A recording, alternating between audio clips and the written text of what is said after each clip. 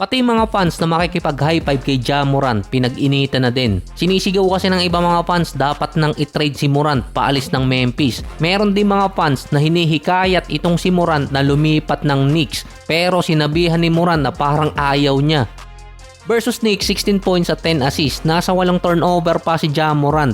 7 doon nakuha niya within 14 minutes. Parang wala na siyang pakialam manalo ngayon. 4 out of 14 pa mula sa field. Parang pinapatalo na talaga yung mga games. Base pa kay Morant, sa interview niya after ng game versus Knicks, nasaktan siya papasok ng halftime nang makita niya yung mga turnover niya sa game. Yung iba kasi doon mga pasa para maibigay na maganda yung bola sa kakampi niya. Yung iba, hindi niya maipaliwanag kung bakit nawala yung possession. Mukhang kinakausap na rin naman siya ng kanyang coach dahil ang sinabi sa kanya nung halftime, lamang ang kalaban ng 14 to 15 attempts kontra sa Memphis.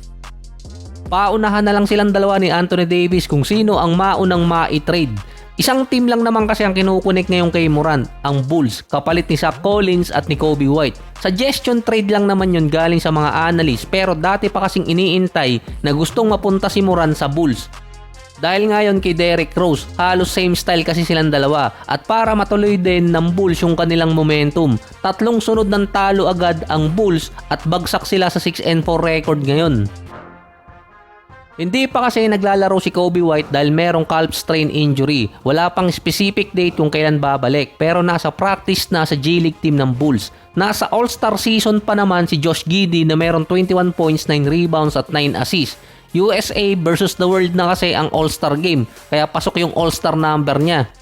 Kung si Morant ang makukuha ng Bulls, pwede pa siyang makinabang sa mga pasa ni Giddey or kaya makabalik ang sigla ng Bulls since Derrick Rose. Si Kobe White din ang isa sa mga player ng Bulls na posibleng matrade bago yung deadline dahil sa contract extension.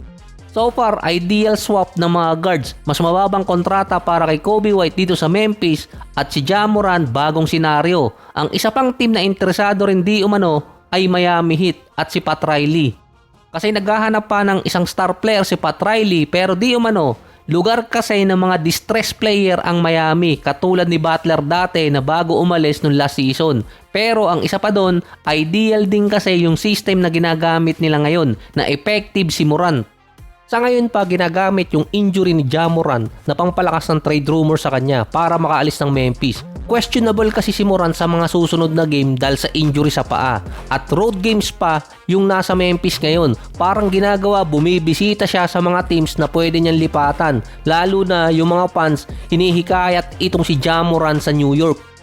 Meron ng Jalen Bronson ng Knicks saka hindi siya yung target talaga ng team kundi si Giannis. Sa ibang balita naman, totoo talaga yung sinabi ni Jerry West dati na ang Clippers ang pinakamalas na team sa buong NBA dahil laging nai-injured yung mga player nila, bukod pa yung ibang kamalasan. In-interview pa naman itong si Malika Andrews, si Chris Paul bago yung umpisa ng season. Lahat ng na-interview niya last season parang minalas din yung iba na injured pa. Dahil si Bradley Beal out na sa season dahil sa hip fracture, idadaan siya ng surgery. Mukhang nasayang na naman yung season ng Clippers sa isang player at naibigay pa nila yung isa nilang impact player na si Norman Powell. Ito kasi tinurong reason kung bakit tinrade ng Clippers si Powell para ma-assign si Bradley Beal. Dahil sa pagkawala naman ni Beal, pinagtawanan ng Clippers online ng iba mga fans. Dahil nga pinakawalan nila si Powell. Yung ibang mga fans naman sinabing hindi direktang si Powell ang kapalit, kundi si Collins. Pero base kasi doon, naging komportable ang Clippers na i-trade itong si Powell dahil naging available sa market itong si Bradley Beal. All-star number pa si Powell na nasa 24 points, 4 rebounds, 2 assists, 46 and 45%. Ang pinakamataas niyang average so far. So dati ang Miami, ang mga unexpected player sa kanila, yung mga undrafted. Ngayon naman napalitan. Ito yung mga tinapon na player ng ibang team galing sa trade, gaya ni Powell. Isa pa doon si Davion Mitchell na nag-a-average naman so far ng 9 points, 2 rebounds at 7 assists per game. Isa sa mga starter ngayon ng Miami. Si Andrew Wiggins naman bumabalik ulit ang laro. Almost 18 points, 5 rebounds, 2 assists, 52 and 40%. Si Powell galing ng Clippers. Si Davion Mitchell, Toronto at Sacramento. Ito naman si Andrew Wiggins galing ng Golden State. Sa span pa ng 1 taon or wala pang 1 taon, mas mataas ang standing ngayon ng Miami kumpara sa 3 teams na nabanggit. 7-4 ang Miami ngayon at lumalaban sa top 6 dito sa East. Sa Clippers naman, naghahanap ngayon ng pamalit kay Bradley Beal na mukhang mahihirapan doon ang LA na makakuha. Pwera lang kung si Beal ang gagamiting pang trade at kung may interesadong team na kumuha sa kanya. Dahil mukhang mangyayari sa kanya yung nangyari dati kay John Wall na iniiwasan talaga ni Beal kaya ayaw niyang bitawan dati yung no trade clause. Kasi pwede siyang maging salary dump, gamiting pang trade or filler tapos bibitawan ng team na makakakuha sa kanya.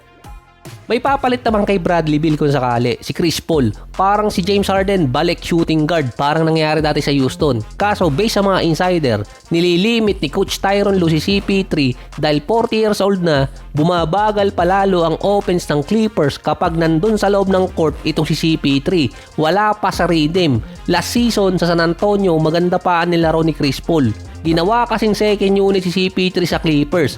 Ngayon, meron pang mas bata sa kanya na pwedeng pumalit. Andun kasi si Chris Dunn.